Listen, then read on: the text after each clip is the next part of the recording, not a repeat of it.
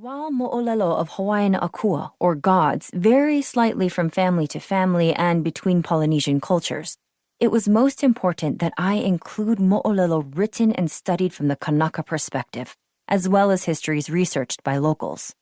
I wasn't interested in regurgitating the colonialist savior stories of my high school history book. There has been enough of that. Part 1. O ke au I ka huli vela ka honua. O ke au I ka huli I ole kalani. O ke au I kuka iaka kala. E ho'o malama I ka malama. O ke au makali I ka pou. O ka vale ho'o kumu honua ia. O ke kumu o kalipo I lipo ai. O ke kumu o ka pou I po ai. O ka lipo, o ka lipo. O ka lipo o ka la. O ka lipo o ka pou. Po vale ho'i, hanau ka pou. At the time that turned the heat of the earth, at the time when the heavens turned and changed, at the time when the light of the sun was subdued to cause light to break forth, at the time of the night of winter, then began the slime which established the earth, the source of deepest darkness. Of the depth of darkness, of the depth of darkness, of the darkness of the sun, in the depth of night, it is night. So was night born.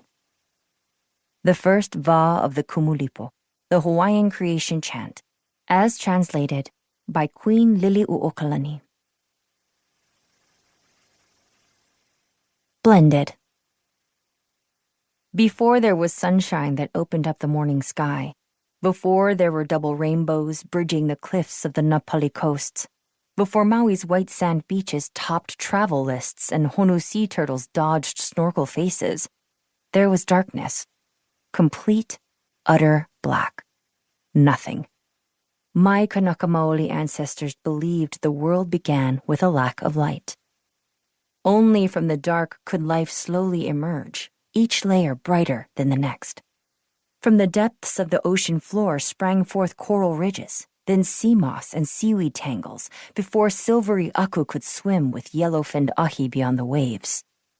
Ocean life was also protected by the tall grasses and shrubs that grew on the aina, or land. The leafy coverings of the uhi yam shielded the hau'uli'uli mackerel gliding along the coast. Sandalwood trees stretched far and wide from the forests to shelter the sperm whales popping above the water's surface. Only once all the fish and birds and mammals were in sync were we, their human descendants, born. Each creature and plant and ancestor dependent on one another, intrinsically linked. The Kumulipo is not only a map of our genealogy, but our core agreement to the world we were brought into. It's the Kanaka's kuleana, or duty, to respect nature's harmony.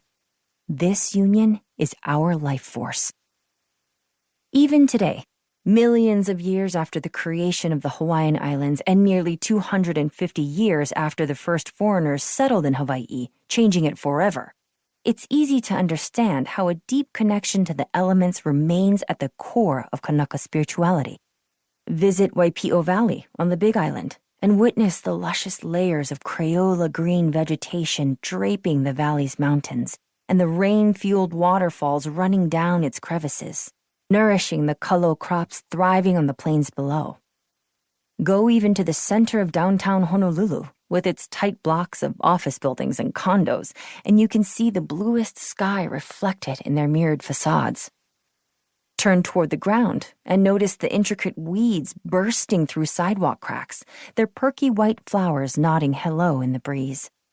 You can even roll down your window during rush hour on the highway and feel the sun warming you over, calming you down. But if you really want to understand the symbiotic power of nature and how it's instrumental to Kanaka's being, visit the home of Pele, the creation goddess in Kilauea, one of the most active volcanoes in the world.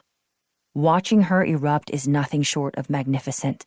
Her aura red lava bursts into the sky from the Halema'uma'u crater, crackling like a firework. When her fire lands down the mountainside, it swirls and flows, heavy but graceful, determined to find the ocean. There, it cools and blackens.